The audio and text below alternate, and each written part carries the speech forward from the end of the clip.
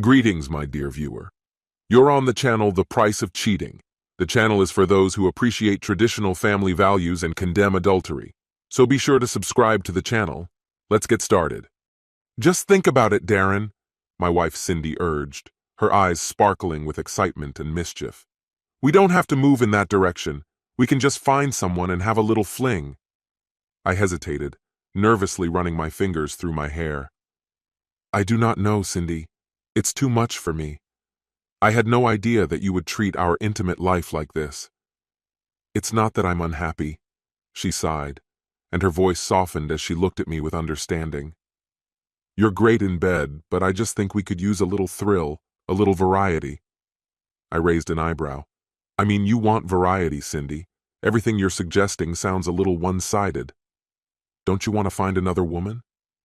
Cindy caught my eye, knowing full well that the night before I had declared that she was the only woman I wanted. You know I don't, I replied sincerely. But you were definitely intrigued by that video we watched last night, she prodded, her tone playful. 2 guys with 1 woman seem to have hooked you up. In response, I nodded, reluctantly acknowledging this. Well, it probably is. But these women in the video haven't been my wives for the last decade, have they? I objected, trying to draw a line. No, but one of the men was her husband, she replied with a teasing smile. That was the whole point, wasn't it? After all, you said how hot it was for him when he watched another guy doing it in front of his wife. Her words hung in the air, and I couldn't help but wonder how far this conversation could go. Okay, honey, I said reluctantly, although, to be honest, I was more intrigued than I could have imagined. Where did you get such a video from anyway? Darren, she continued, completely dismissing my question.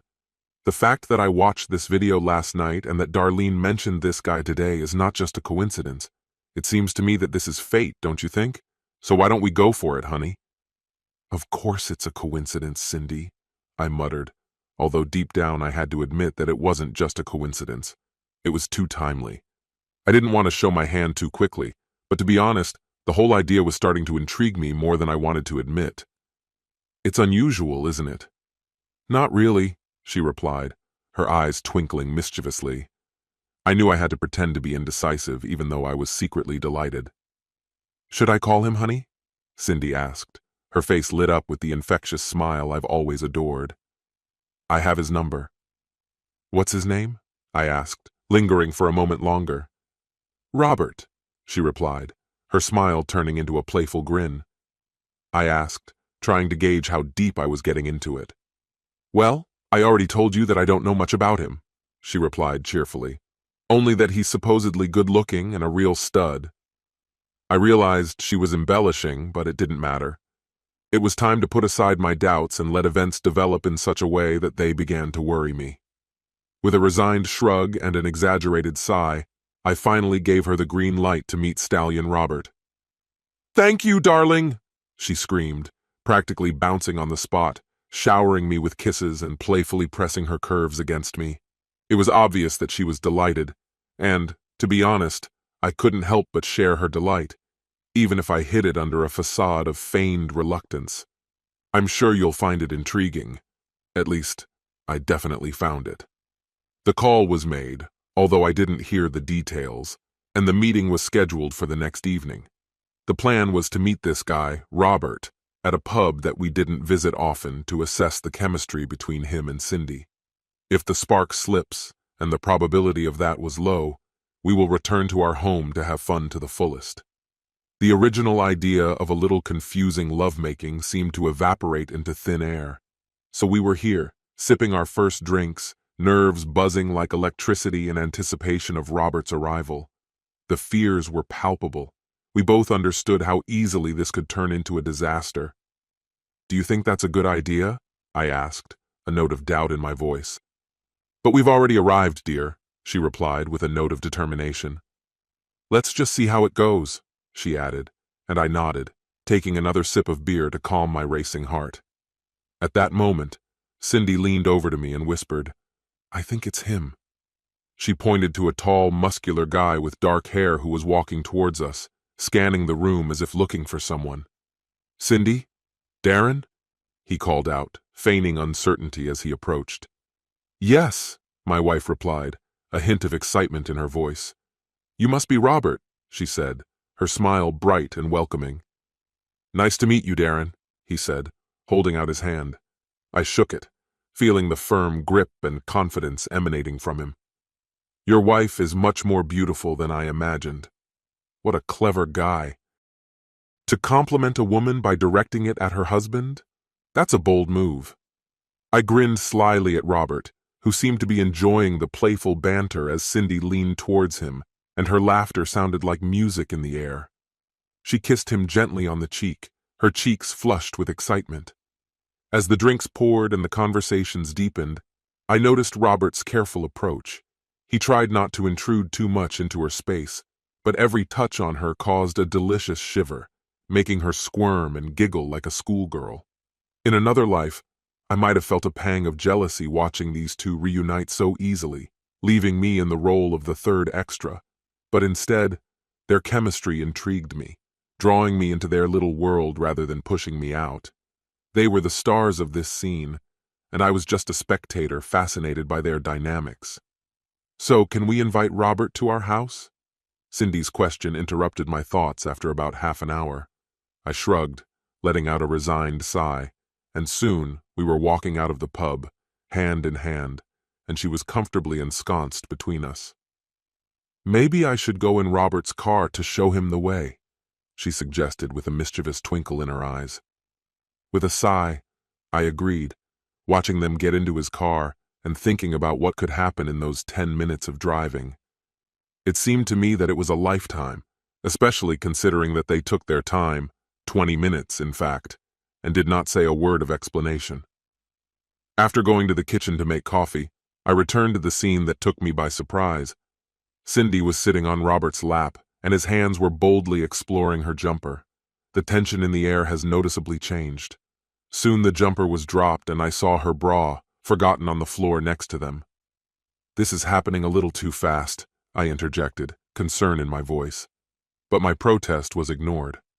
Come on, Cindy, Robert, it's getting uncomfortable, I insisted, and my tone changed to urgent when I felt the room getting hot. Do you want to join me? Cindy asked, her tone betraying a lack of enthusiasm, but she still held out the invitation. No, I'm fine, I muttered, feeling a wave of nausea wash over me. I'd rather stay where I am and watch the scene unfold. Cindy didn't even pay attention to my refusal. Instead, she grinned and went back to her little game. My frustration boiled deep inside, and I tried my best not to give in to the urge to stand up and confront them. There was laughter, and every comment pierced my composure like a sharp knife. My God, what amazing breasts you have! I clenched my fists, determined not to let my irritation spill out. But the relentless teasing continued. Each giggle and sigh was a new blow to my resolve, forcing me to reconsider my choice. I've had enough. The tension in the room became unbearable, and without saying a word, I got up and slipped out, leaving them alone with their careless chatter. They didn't even have time to drain their coffee cups. And what's the best part? I doubted very much that they had noticed how I had discreetly put the camera phone back in my pocket. The next day, sitting in front of my legal eagle, I couldn't contain my excitement as we looked through the photos and videos taken the night before. Do you think this will impress Alex? I asked, grinning broadly. Absolutely perfect, Darren, he replied, clearly amused. He was grinning, his eyes glued to the screen, clearly enjoying the work he had done. How did you make these amazing shots? He asked, bursting with curiosity. Fortune and a little cunning, I replied, feeling the excitement boil up in me. We had the investigators' full report on the scandalous affair in which the two had been involved for the past 3 years, but oddly enough, he failed to take any incriminating photos. Without these pictures accompanying his conclusions, the case would have failed, and any judge would have presented me with the desired divorce decision on a silver platter. Fortunately, the investigator overheard how this bastard persuaded Cindy to expose me to such humiliation, forcing me to watch it. If he hadn't done that, I wouldn't have had time to prepare a retaliatory strike. I'll get the papers ready right now, he said, gathering his resolve. Darren will deliver them to her tomorrow. That was the end of our business, and when I left his office, I was overwhelmed by a wave of delight. I left a much happier man. Oh, how sweet is the taste of victory. The woman with whom I lived for 35 years and who bore me 3 children decided before retirement to get herself a young lover, whom she provided at the expense of our joint savings. It got to the point that this cheater decided to humiliate me by making love to him in front of my eyes, but he understood everything in time and exposed the cheaters. Now they will be punished for their misdeeds. I will do everything to ensure that she suffers the most severe punishment. This concludes the story. If you like it, then put your powerful like and subscribe to the channel. Greetings, my dear viewer.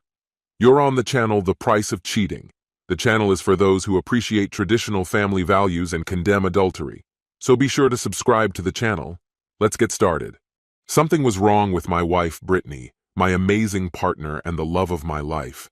Since we crossed paths as teenagers many years ago, I had no reason to think that anything could disrupt our blissful bond. However, invisible clouds have been gathering over her lately. She's been uncharacteristically quiet for the past few days. One would have thought that a friendly couple like us could stand a short silence, but for me it was like a wake-up call. Any problem she couldn't share with me seemed like a real problem, and my instincts screamed that I should worry. What should I do? I questioned her gently, hoping that she would open up when the time came. Meanwhile, I was consumed with curiosity. I was eager to figure out what was bothering her. We always dealt with problems together, and I couldn't get rid of the feeling that something was emerging under the surface. Then, by a strange coincidence, everything took an unexpected turn. I swear it was pure coincidence and I wasn't chasing her, but here it is. Brittany's little sports car parked on the side of the road. The same bright beauty that we chose just a couple of months ago, perfectly painted and with the right license plates. No one could be mistaken that this was her car. If you're wondering why my heart started pounding at the sight of her car, I'll explain. While the car was parked, Brittany was nowhere to be found. She was more than 10 miles from this place.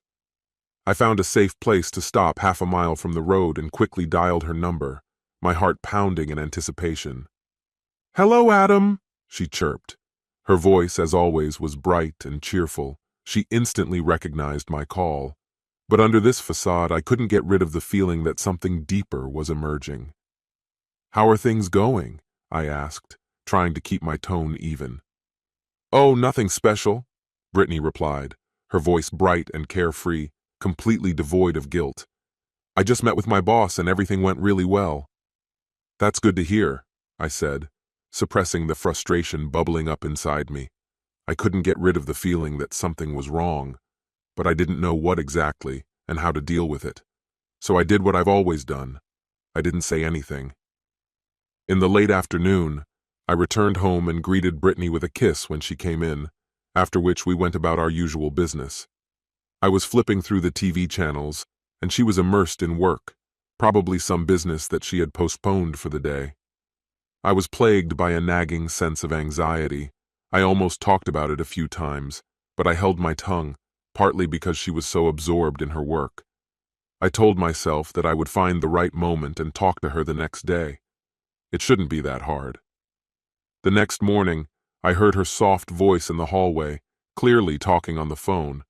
It was obvious that she was talking to someone named Jordan, and my heart sank. "6:30 p.m. at your place will do for me," she said. "I'll just leave a note for my husband that I'm late at work. He'll be fine with that," she laughed. But the humor didn't reach me. The main thing is that the husband never finds out about it. A chill ran down my spine. What the hell is going on? Betrayal. It was like a slap in the face, and I fought the urge to rush to her to counter the rage bubbling inside me. But I knew I had to keep my cool and think carefully before acting. All I had were words, my accusations against her denials, and the identity of this Jordan was still a mystery. Nevertheless, I guessed where he was hiding. Somewhere in that apartment above the commercial building where her fancy car was parked. Oh, I have it in my hands now. I had the whole vile couple in my sights.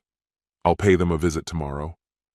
I imagined meeting him, telling him what I thought, and dragging her into the cold reality of what she was doing.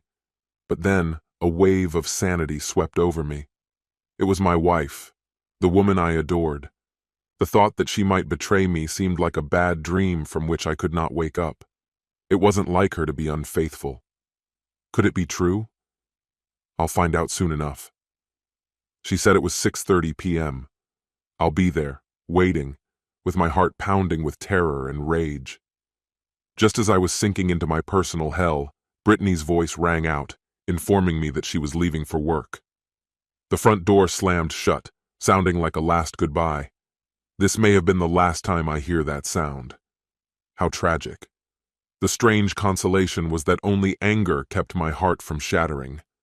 A job? That was the least of my worries right now. Hours have passed. It was like being trapped in a time warp where hours stretched into days, and every moment replayed in my head as I prepared for the inevitable confrontation. Finally, the clock struck 5:30. The time has come to act. A weight settled in my chest as I headed for the car, and 20 minutes later I found myself parked in front of the building where I had noticed Brittany's car the day before. Anticipation gnawed at me. Unlike the thrill of the showdown, this feeling was completely different. There was no satisfaction in it, only a bitter bite of betrayal. I expected to see her car, but at that moment I noticed that she was walking down the street, and her face lit up with a bright smile. Anger flared up in me. She walked up to the door almost opposite where I was sitting and impatiently tapped it with her knuckles.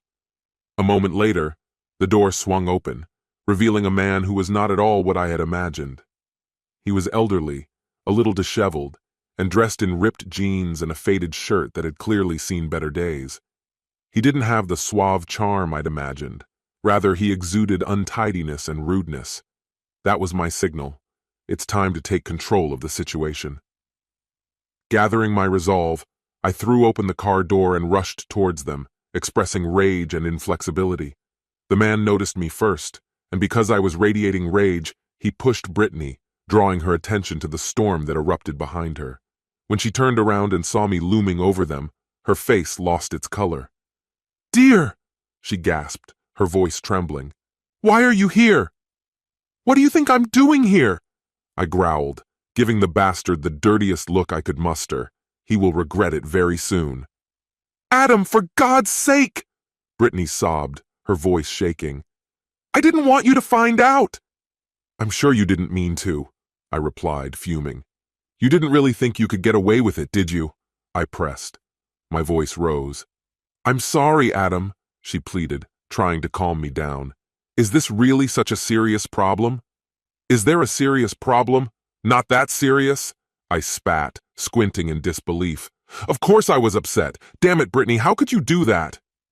"For the last time," she began, waving her arms in a desperate attempt to explain. "For the last time?" I interrupted, feeling tears blurring my eyes. I couldn't ignore the fact that it wasn't the first time. "Let's calm down, Adam," Brittany interjected, trying to calm the chaos. "There's no reason to be so worried.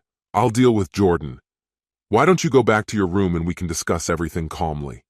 "Calm down?" I repeated, my rage bubbling up as I tried to contain it. "Talk about it calmly? It's about our marriage, for God's sake." "Adam, you're exaggerating the situation too much. Such phenomena happen all the time. It's time to come to terms with this," she said dismissively, as if my world hadn't just collapsed around me. "Brittany, damn you!" I exclaimed, and the words almost stuck in my throat. "It's just terrible. You didn't just dent your car or something." "Isn't it?" Brittany's eyes widened in disbelief. Her surprise was obvious. "What do you mean, a dent in the car?" I staggered back, confusion gripping me. "What kind of dent? The one on my car?" she said, her voice sounding nervous. "I mean, I dented my shiny new car. Did Jordan fix it for you?" My brain was racing, trying to untangle the tangle of information. "Yes," she admitted, looking down as if she was ashamed. "I didn't want you to find out and freak out like last time." "Jordan?" I mumbled, my thoughts whirling in a disorderly whirlwind. "Nice to meet you," the garage owner chimed in with a hesitant smile on his face. "Did you damage Brittany's car?" I asked, remembering the name. "Yes," she replied, concern creeping into her voice. "Last Tuesday. It's just a scratch. and I thought I could fix it without you knowing. I'm really sorry, dear." But at that moment, a wave of rage swept over me. She lied to me without blushing. "Okay, then give me your phone." "No, honey, you don't have to do that." I snatched her bag out of her hands and took out her phone. When I got into their correspondence, Brittany had tears in her eyes. "It's over, Brittany. You've ruined our 35-year marriage." What I saw in their correspondence instantly destroyed all the feelings that I had for this woman. This man was about 10 years older than Brittany, and she delivered intimate services to him for expensive gifts and trips to luxury restaurants. I took her phone and drove away from this corrupt woman. The next day, I provided all the evidence of her infidelity to her lawyer. Thanks to the prenuptial agreement, Brittany will leave our marriage penniless. This concludes the story. If you like it, then put your powerful like and subscribe to the channel.